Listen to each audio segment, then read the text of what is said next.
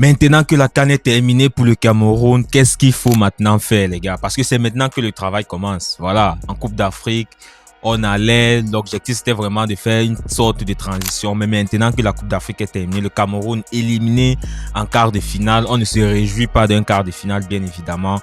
Mais si on prend quand même le contexte d'où l'on sort, quand même, on peut se dire, on a fait une bonne Coupe d'Afrique des Nations.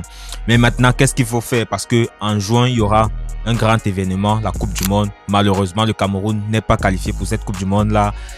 Déjà, il va falloir confirmer David Pagou à son poste de sélectionneur, mettre David Pagou dans les mêmes conditions que les Occidentaux, que les Européens, ceux qui viennent souvent être à la tête de ce banc de touche des Lions indomptables là, et faire certains réajustements parce qu'on a vu le banc de touche des Lions indomptables, c'est très très faible.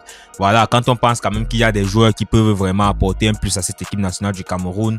Et aussi au niveau du gardien de but, je pense que voilà, il va falloir vraiment passer à autre chose. Et pas s'il a fait une bonne compétition, il faut le reconnaître, mais il ne représente plus l'avenir parce que voilà, il a déjà un certain âge, même si je pense qu'il mérite toujours d'être dans cette équipe nationale du Cameroun là, mais je pense qu'il faut déjà un peu passer déjà le flambeau à un gardien plus jeune.